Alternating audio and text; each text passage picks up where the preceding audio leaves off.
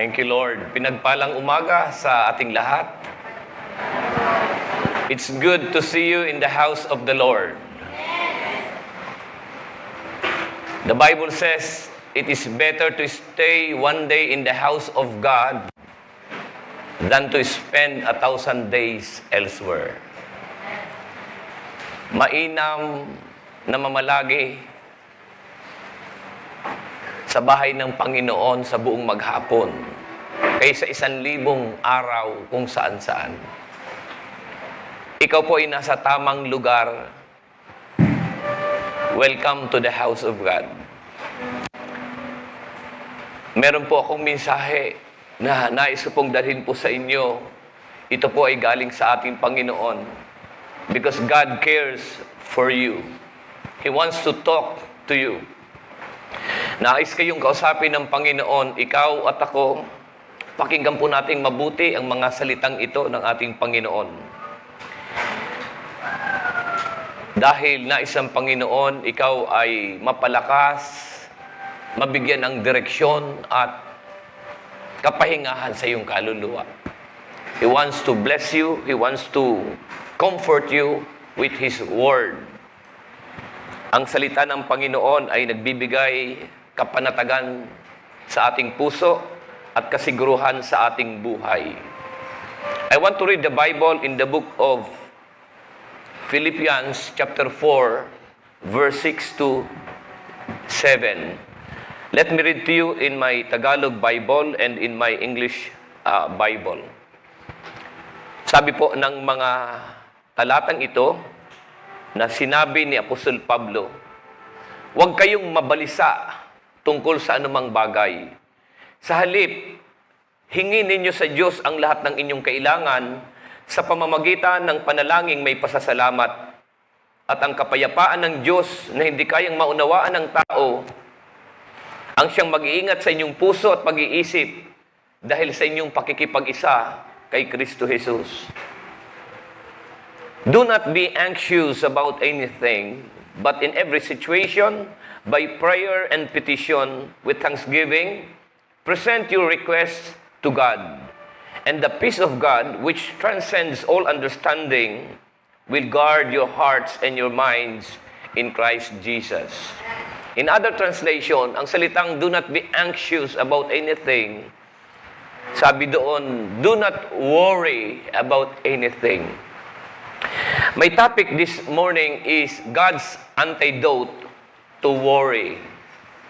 Sa Bicol,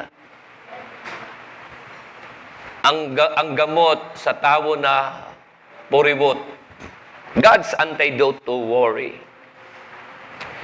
Why do we worry? Bakit ba tayo nag-aalala? Bakit ba tayo nababalisa? Paano ba mahihinto ang pag-alala? Paano mahihinto ang pagkabalisa? Lahat tayo nagwo-worry. Lahat tayo nababalisa. Paano natin mapapahinto ito? Sino sa inyo ang gusto pang matuto kung paano mag-worry ng todo? Ang pag-worry ay hindi pinag-aaralan. Kusa itong nararamdaman, instinct. Basta na lang mapapaisip ka, makamati ka ng pag-alala. Ilan sa atin dito na pakiramdam mo ay lalong gaganda ang buhay mo at lalong mag-i-improve ang buhay mo sa kawo-worry. Wala. Maaring ang iba, ang worry ay occasional visitor. Sa iba, ang worry ay constant companion. Parang anino na lagi kang sinusundan, sumusunod kahit saan ka tumungo, ayaw kang tantanan. Sana nga ang pag-worry natin ay occasional visitor lang. Pero paano kung ito ay constant companion? Sa iba, maaring ang pakiramdam mo kapag nag-worry ay mildly uncomfortable. Pero paano kung sa iba, intensely painful? Paano ka ba mag-worry? Is it mildly uncomfortable? O ang nararamdaman mo, intensely painful, sobrang sakit, nasusugatan ka ng todo. Buti kung ang dulot sa iba ay maaring slight distraction lang, pero paano kung sa iba, worry is a force that completely immobilizes you? Yung bang hindi ka na makapokus, nagiging unproductive na ang buhay mo, paralisado ka na dahil sa pag-aalala mo at mga pagkabalisa mo. Sana kung maaari lang ang worry ay kunting-kunti lang. Sana. Sana ang worry ay kunting-kunti lang. Yun bang hindi mo masyadong feel? Hindi mo masyadong maramdaman? Yun bang parang kagat lang ng langgam? Pero bakit madalas, ang worry ay parang isang mabangis na leon na parang nilalamon ka ng buhay? Pero sabi ng Bible, merong gamot sa worry. Meron pong gamot. God has antidote to worry. It may surprise us to learn that God has something to say about worry. Sa aklat ng Biblia na naglalaman ng mga matitindi at mga malalaking pangyayari at hiwaga, tulad ng the creation of the universe, heaven and hell, the rise and fall of the kingdoms, the death and resurrection of Jesus Christ, at marami pang iba. Biro mo, may time pa si Lord na bigyang pansin at pagpapahalaga na tulungan ka sa ordinaryong nararamdaman ng emosyon mo. Bakit? Because He is not just the God somewhere out there. He is a God here with us. Hindi lang siya Diyos na naaabot ang pagkalayo-layo. Hindi lang siya Diyos na nasa iba't ibang dako ay naroroon. Siya din ay Diyos na narito kasama natin ngayon, napakalapit. And He cares for us. Kasama natin ang ating Panginoon. Sinawit natin kanina, kasama natin ang Diyos. Di ako matatakot, di ako malulungkot. Di ako mangangamba, di ako mag-aalala. Why do we worry? Bakit tayo nag-worry? Alamin natin ang sagot. We worry because life is hard. Life is difficult. Full of hardships. Hindi madali yung buhay. Bad things happen to good people, to bad people, and everyone in between. Even wealthy and powerful are not exempted. Kahit mayayamang tao, may impluensya at mga kilala, nagkakaproblema. Tragedies and sorrows strikes anywhere to anyone. Kung hindi mo mailagan, pasensya ka. Hindi mo na ilagan eh. Walang pinipili ang problema. Walang pinipili ang mga pagsubok at mga dagok sa buhay. Akala mo ba ang mga pangit na pagsubok ay sa mga pangit lang? Doon ka nagkakamali. Kahit maganda ka, walang magandang pagsubok. Kahit mga sikat, nadidepress. Kaya nga kapag nadidepress ka, isipin mo na lang sikat ka. In this world, there is good news and there is bad news. Sana lahat good news na lang, di ba? Sana lahat good news na lang. Sabi ng manghuhula, meron akong good news at bad news sa iyo. Alin ang unahin kong sabihin sa iyo? Sabi ng mama, sige yung good news muna ang sabihin mo. Sabi ng manghuhula, good news, iyayaman ka ngayon. Bad news, kukunin ka na ni Lord. Paano mo naman mapapakinabangan ang pagyaman mo ngayon? Kukunin ka na rin pala ni Lord. Life is hard. Hindi madali ang buhay. This is reality. We don't pretend there is no problem. May coronavirus, may trouble, may mga pagtitiis, pagtitimpi, may nagigipit, may nahihirapan, may nauospital, may mga kalungkutan, may mga nasusugatan, nasasaktan, may mga tinatagyawat. Ganun ang buhay, kapatid. May mga pabalik-balik sa doktor, pabalik-balik sa ospital, pabalik-balik sa albularyo, pabalik-balik sa CR. We live in a real world. Life is hard. Masarap lang pakinggan ang salitang, don't worry, be happy. Pamilyar ba kayo sa salitang yon? Papakinggan natin yon. Masarap lang pakinggan yung salitang, don't worry, be happy. Pero paano kung ikaw ang nasa sitwasyon na ang anak mo ay may sakit? Paano kung ikaw ang nasa sitwasyon ng anak mo, walang pangtusyon? Ang nag-iisang breadwinner ng pamilya na lay off sa trabaho. Si daba mo sumakabilang bahay. Si lalabs mo may ibang lalabs. Don't worry, be happy pa din ba? Ha? Don't worry, be happy pa din ba? Minsan kapag may problema, sabi ng iba, I don't want to talk about it. Kapag may problema, sabi ng iba, I don't want to talk about it. Ayokong pag-usapan. Isip kasi natin, kapag hindi pinag-usapan, kapag di natin iisipin, it won't happen. Meron ngang ayaw patingin sa doktor kasi ayaw mong malaman na may sakit ka. Buti pa yung isa, sabi sa nanay niya, Nay, kailangan ko magpatingin sa doktor. Kasi tuwing umaga, lagi akong nasusuka at delayed ang aking regla, buntis ata ako.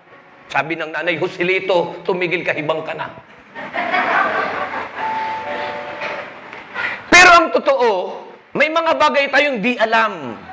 May mga bagay tayong hindi alam that can hurt us later. Meron ka mga bagay hindi alam that can hurt you later. Kapag hindi mo inintindi ang bayarin mo sa kuryente, didilim ang paligid mo, maghintay ka. It can hurt you later. Pag hindi mo inintindi, hindi mo, mga bagay na binabaliwala mo. Kapag di mo sineryoso ang warning ni Lord sa iyo, magantay ka. May mga bagay hindi mo alam. Minsan nga an intention mayan. Ikaw pa naparaot. Narasan niyo ba yun? Magandang intensyon, bandang huli, ikaw pang napasama. May mga bagay hindi mo alam ngayon that can hurt you later. May gurang na naglalakaw sa kalsada. Ito na gurang naglalakaw sa kalsada, bigla nag-ring ang cellphone niya. Pagsimbag niya sa cellphone niya, taon-taon nagparahib ang gurang. Sige, nibis ang gurang. May nakaimod na lalaki, sa sobrang luoy, pagsimpatiya sa lalaki, kay gurang na. Rinanihan niya ang gurang, sinakom niya ang gurang, pakalma niya. Grabe ang kahagulol sa gurang. Dili mapugulan paghagulol. Nagparahibi na. Pinahibi sa lalaki sa abaga niya.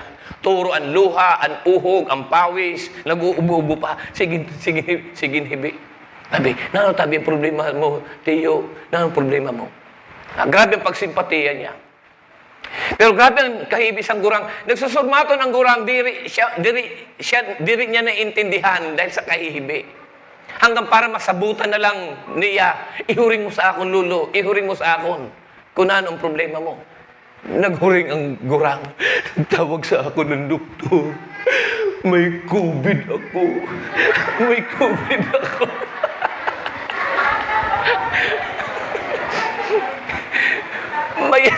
May ang intensyon niya. Yung para sa akin na niya. Sabi ng guro, may COVID ako. May COVID ako. Kawawa naman yung mama. Hindi alam. It would hurt him later. May doon intensyon. Paano ba natin harapin ang reality? Without being consumed with so much anxiety and worry. May mga sad reality kasi. Minsan po natin hampangon ng mga sad reality ng buhay. Pero pag hinarap ang sad reality ng buhay, paano mo harapin ito na hindi ka inuubos, hindi ka nilalamo ng grabing takot, pag-alala, pagkabalisa? Kasi pag hinarap ang sad reality ng buhay at hindi ka handa, apektado ka ng todo eh. There are many sad realities in life. Yun bang akala nyo?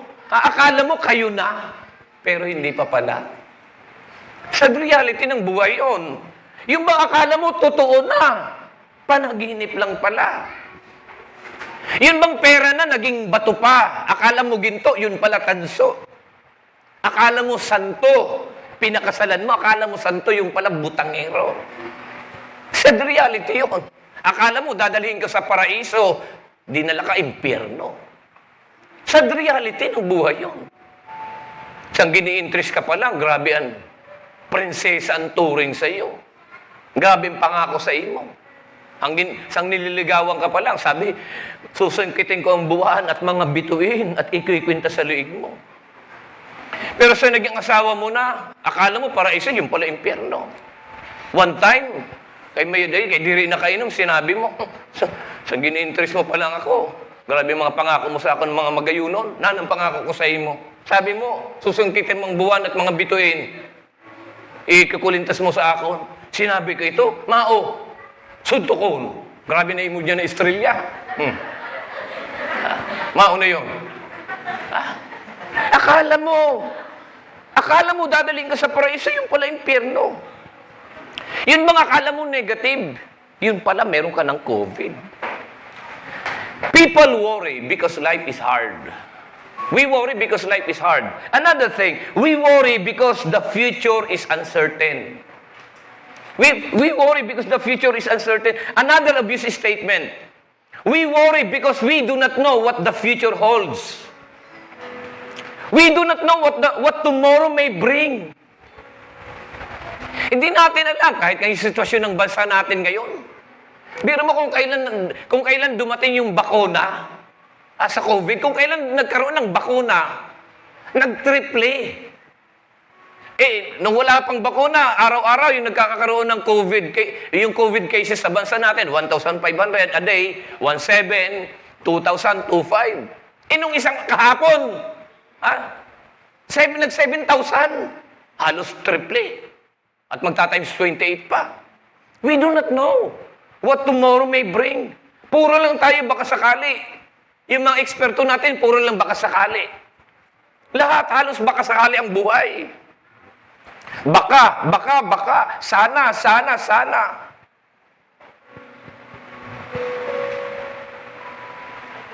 Kaya nga, kadalasan kasama natin, apat na magkakaibigang Hapon, puro na lang tayo haka-haka, kuro-kuro, tsamba-tsamba, guni-guni.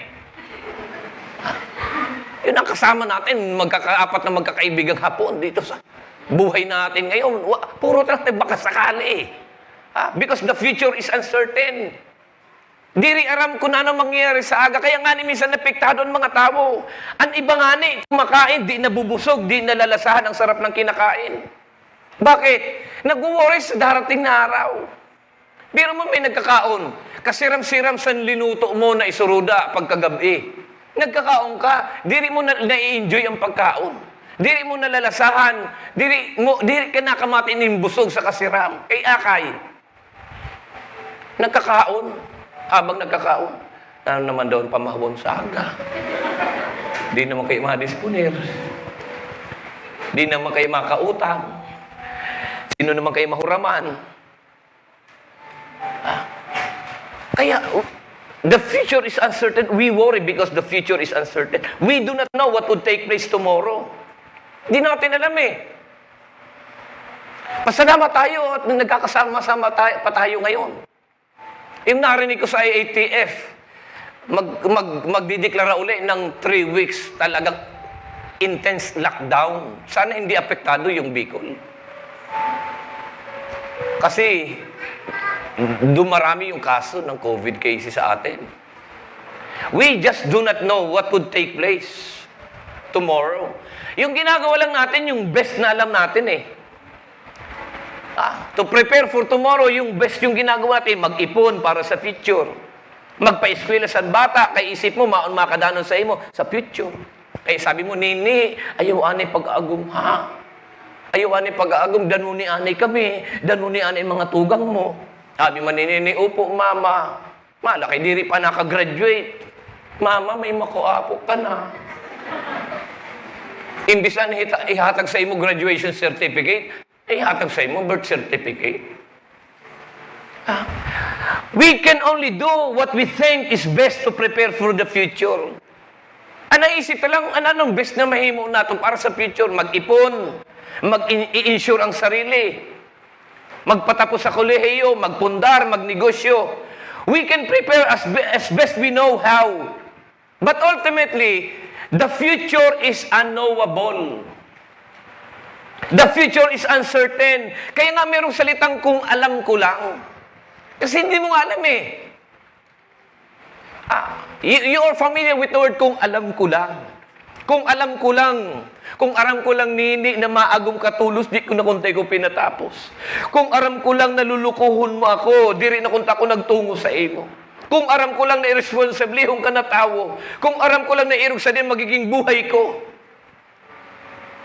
Kung aram ko lang, sabi sa daraga, kung magkaasawa ako ng pinakamaog man na tao. Sabi sa mga may agom, kung aram ko lang, di rin ako nag-agom.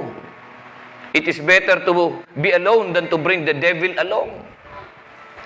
Kung aram ko lang, kaso di rin mo aram.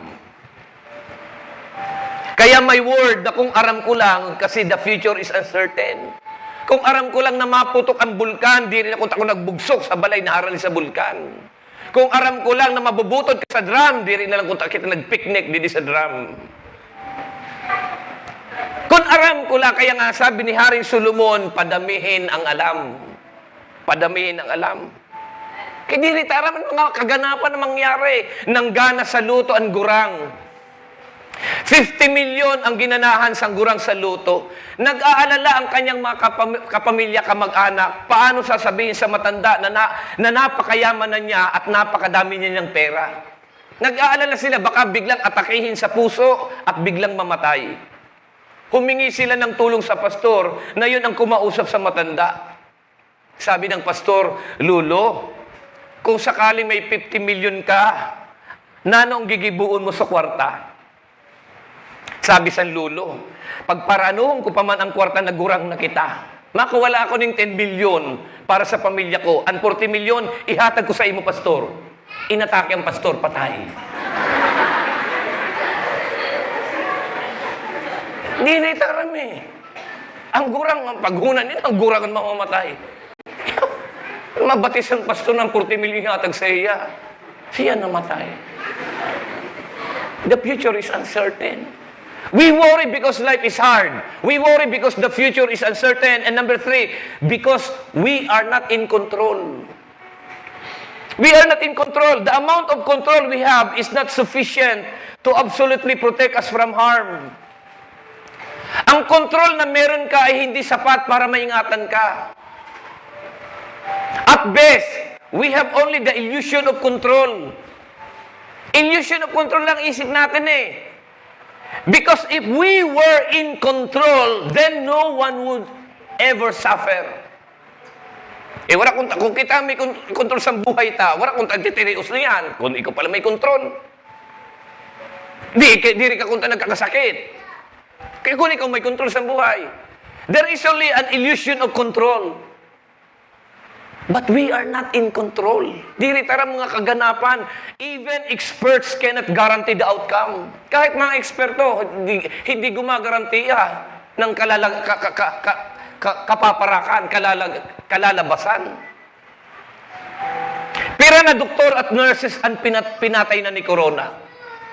Mga health experts yun. Mga health professionals yun, nadali pa ni Corona. Ikaw, di ka naman health professional. We are not in control. Ang doktor nagkakasakit din. Ang pulis nananakawan din. Nabati niyo sa TV. Pulis niluuban.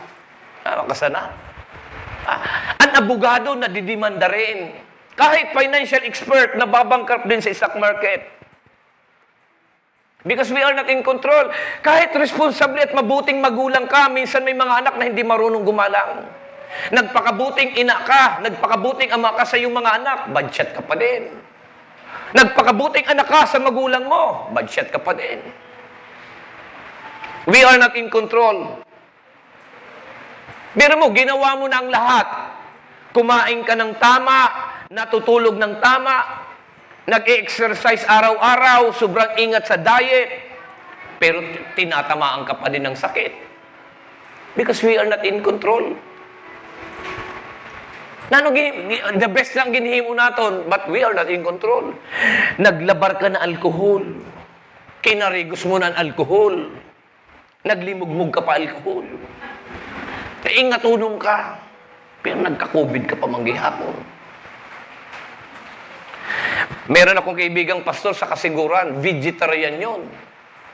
Napakaingat sa kalusugan, vegetarian. Nagpo-promote siya ng healthy living, saka healthy diet. Pinopromote niya ang faith gardening, food always in the home, at vegetables. Bihira siyang kumain ng karne. Kumakain din, paminsan-minsan, pero lean meat. Napakaingat niya. Piling-pili ang kinakain, sobrang ingat sa diet. Pero tinamaan ng sakit. Ngayon, 6 feet under the ground na siya ngayon. Because we are not in control. We only do what we think is best. Ginhimo ta lang ang best. Pero diri kita may control. May iba nga na tao, lechon didi, lechon doon. Baboy didi, baboy doon. Puro lang kababuyan ang laman sa tiyan.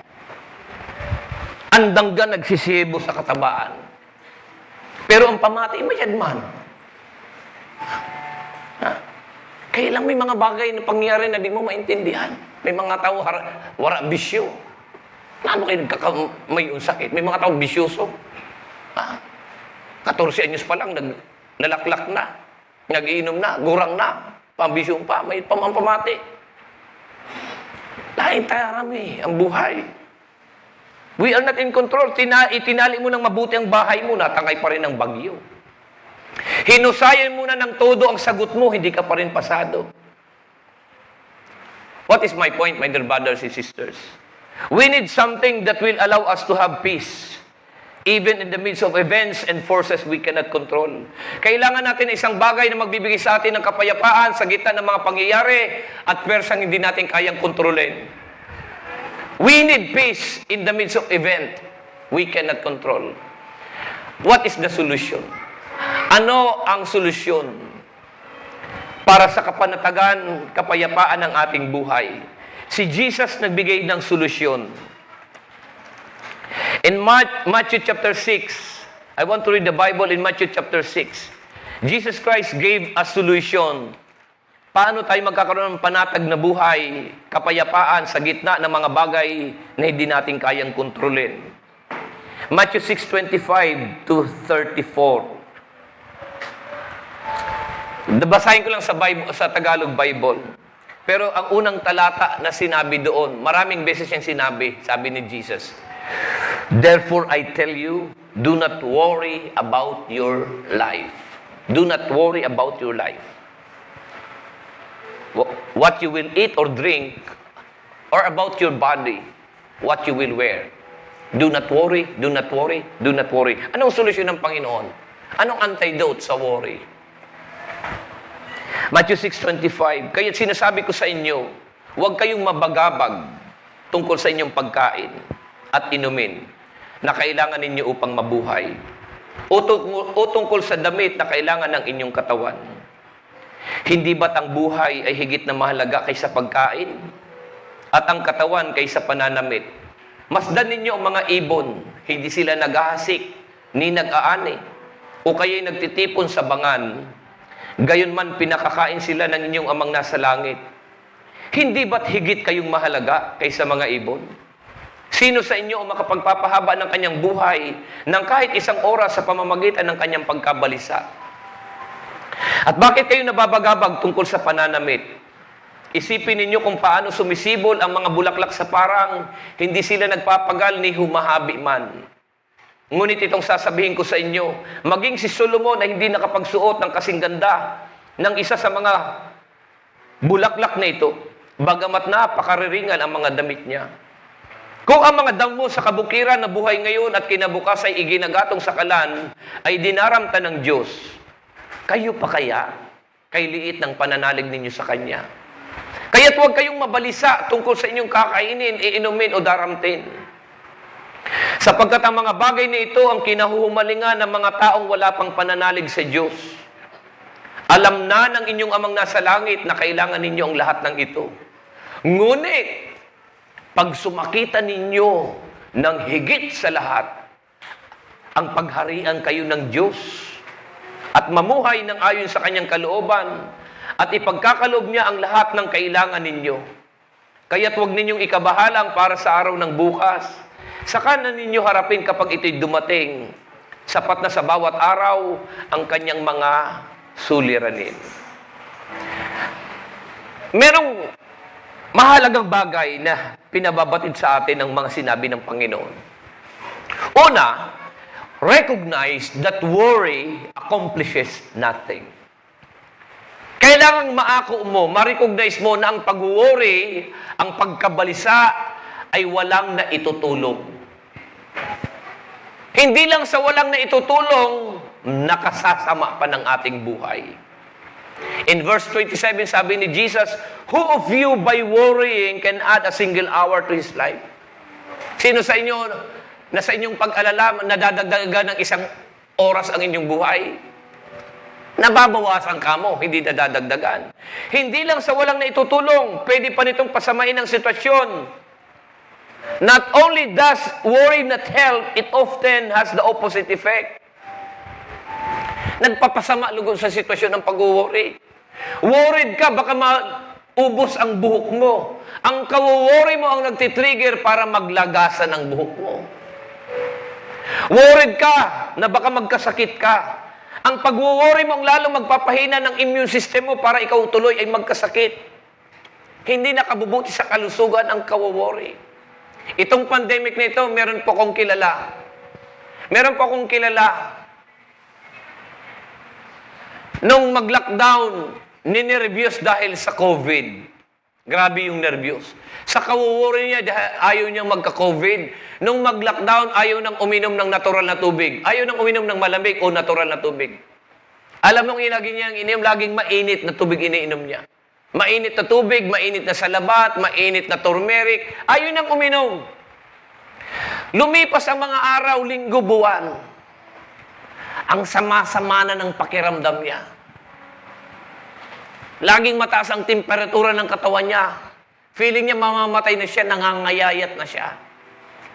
Wala siyang iniinom na malamig o natural na tubig, puro lang mainit. Buti na agapan. Tinawagan siya ng isang doktor. Tinawagan siya ng doktor kasi hindi nga pwedeng lumabas, naka-lockdown. Alam mo, sabi ng doktor, ay hindi pwedeng laging mainit yung iniinom mo. Uminom ka rin ng malamig na tubig, ng natural na tubig. May gani kinagbati sa doktor. Aram po na iyo, sabi siya nag-istorya sa akon, halos saro na pitsil ang inubos na natural na tubig, iging para inom. Pagkatapos inumon ang natural na tubig na halos saro na pitsil, gumininhaw ang pamati, nagmayad ang pamati. Eh, dehydrated na. Halangkawon ang temperatura, kaya permi mainit ang lawas. Ang makamatay sa imo, ang kawuwori mo. Napapasama ang buhay dahil sa kawuwori. Worried ka dahil baka mawawalan ka ng trabaho. Ang worry ang magpapababa tuloy ng performance at behavior mo. Proverbs 12:25, "An anxious heart weighs a man down." Nagpapahina sa loob ng taong kabalisahan, ngunit ang magandang balita ay may dulot na kasiglahan. Ang worry nagpapahina. Yun ang nagagawa ng pag-worry. Para kang nakaupo sa upuang lumba-lumba. Lots of energy expended and no forward progress. Hanggang dyan ka lang. Recognize that worry accomplishes nothing. Second, understand that God cares about you. You understand, God cares about you. Nagmamakulog, may malasakit, padaba ka sa Diyos. Sabi mo nga sa katabi mo, padaba ka ni Lord. Kaniguan, diri ka padaba sa Diyos. Ang nagbaya sa imo, diri ka padaba. Pero ang Diyos padaba ka. Diri ka babayaan. Sabi ng Panginoon, kung ang mga ibon, hindi naghahanap buhay, palipad-lipad, pahuni-huni lang, pinakakain ng Ama, kayo pa kaya na higit na mahalaga kaysa mga ibon? Kung yung mga bulaklak sa parang binibihisan ng Diyos, kayo pa kaya na higit kayong mahalaga kaysa mga bulaklak? You matter to God. You matter to God. Nagmamalasakit si Lord sa iyo. Padaba ka ni Lord. Sasamahan ka ng Panginoon. Sabi ko sa Diyos, Lord, ang malaman ko lang nakasama pa rin kita sa sitwasyong pinagdadaanan ko ngayon. Sapat na sa akin para mapanatag at masecure ako. God is with us and for us. Exodus 33 verse 15, sabi ni Moises, "If your presence will not go with us, do not lead us up from here." Kung hindi rin lang namin kasama ang presensya mo, wag mo na kaming dalhin doon sa lupang pangako. Makinig. Maraming tao ang akala, ang security nila o ang seguridad ng buhay nila ay ang lugar. Ang iba ang akala, ang magsisecure sa kanila ay ang kanilang asawa. Ang ibang akala ang magsisecure sa buhay nila ay ang kanilang pera. They are all wrong. None of them gives security in this life. Moses got it right. Natumbok ni Moises ang tunay na nagbibigay ng seguridad. It is not the promised land, nor the angels that would go with them, nor the family and loved ones who are with them. The real tangible thing that secures life is no other than the presence of God. When you have the presence of God, your life is already secured. Sabi nga, when God is all that you have, He is all that you need. Kung si Lord na lang yung natitira sa'yo, siya naman talaga yung tunay na kailangan mo. Huwag mong hanapin ang seguridad sa partner in life. Huwag mong hanapin ang seguridad sa pera o sa lugar. Si Lord, ang presensya niya ang magsisiguro sa iyo at magbubuo ng buhay mo. Panapangan natin, Panginoon. Akala natin sa iba, kaya hanap tayo ng hanap. Hindi mo kailang maghanap pa. Kasama mo na ang Diyos. Sabi mo sa katabi mo, kasama mo na si Lord. Hindi tayo nilikha para iwanan ng Diyos na parang laruan lang at pinagmamasdan lang kung anong mangyayari sa ating buhay. Concerned si Lord sa iyo. God is actively involved in providing your needs. Mas mahalaga ka sa mga ibon. Wala silang ginagawa kundi palipad-libad, paawit-awit, pero pinakakain ng amang nasa langit. Kahit bulaklak, dinaramtan ng Diyos. Kung sila pinahahalagahan, ikaw pa kaya higit kang mahalaga kaysa ibang nilikha. God cares. Pangatlo, put things first. Unahin mong dapat unahin. We worry too much because we care too much. We become more focused on the wrong thing. Nakapokus na tayo sa pagkain, wala na sa provider ng pagkain. Nakapokus na tayo sa damit, wala na sa kabanalan ng katawan ng magsusuot ng damit. Nakapokus tayo sa kung anong iinumin, wala na doon sa Diyos na nagpapatid ng uhaw sa iyong kaluluwa. We become more focused on the gifts, not on the giver of gifts. Nakatingin na tayo sa kamay, wala na sa paghahanap ng kanyang mukha. Put things first. Nababalisa ka dahil puro material na bagay ang iniisip mo. Nababalisa ka dahil puro nilang sarili mong iniisip mo. Unahin ang dapat unahin. Worry ka ng worry, pero sabi ni Lord, but seek ye first the kingdom of God and His righteousness. What are they? The kingdom and His righteousness. Ang paghahari niya at ang katuwiran ng Panginoon. Huwag puro pansariling kapakanan, unahin ang kapakanan ng Diyos. Ang otoridad niya sa buhay mo. Siya ba ang napararangalan mo? Siya ba ang naghahari sa iyo? Our primary concern in this life should not be pleasing and serving ourselves. Pagsamba ang una bago ang biyaya. Si Lord dapat ang nagro-rule sa buhay natin. Inaalay mong sarili mo sa will ng Panginoon. Be a full-time worshiper, not a part-time sinner. Instead of seeking righteousness, you seek the other way around. Get right with God. Put things first. Si Lord, unahin natin. Transfer trust. Panghuli. Transfer trust. Sabi ng Biblia, huwag kayong mabalisa tungkol sa anumang bagay sa halip. Ipanalangin nyo na may panalangin na may pasasalamat sa Diyos. Transfer your trust. Rather than trusting in our own power, wisdom, and strength, we need to place our trust in God for everything. Mga kapatid, napakahirap brasuhin ang problema. Kahit napakalakas mo pa at napakarunong sa iyong sariling galing at husay, kapos pa rin. Pass the ball to the one who is more powerful. Sabi mo nga sa katabi mo, pass the ball to the one who is more powerful. Pag ikaw may hawak ng bola, lahat ng pressure ng kaaway nasa iyo. Pass the ball to the one who is more powerful. Transfer trust. Pasa mo kay Jesus, pasa mo kay Lord. Panginoon, problema ko sa asawa ko, sa iyo na, Panginoon.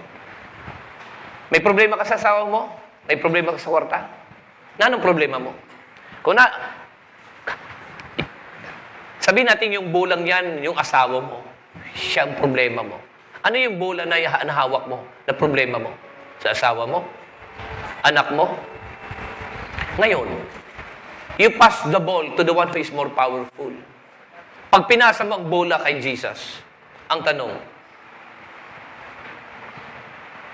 hawak mo pa ba ang problema? Nasaan na? Ando na sa kamay niya eh. You pass the ball to the one who is more powerful. Minsan kasi, yung problema natin, pag pinasa natin kay Lord, binabawi natin, tayo pa rin ang problema. You pass the ball. Let me share to you something. Huwag kayong mabalisa sa anumang bagay. Sa halip, ipanalangin nyo na may panalangin na may pasasalamat sa Diyos. At ang di malirip na kapayapaan ng Diyos ay ibibigay sa iyo, magbabantay sa iyo, sa iyong isip at sa iyong kaluluwa. The peace of God, which passes all understanding, shall guard your heart and mind. Panalangin ka, ipasa mo sa Diyos ang bola. Ang kapangyarihan ng panalangin, huwag mong mamaliitin. May mga higanting tumutumba sa panalangin. Hindi tayong may kontrol ng mga bagay-bagay na nangyari sa ating buhay. Hindi tayong may hawak ng bukas. Bakit di natin ipagkatiwala sa Diyos na nakakaalam nito?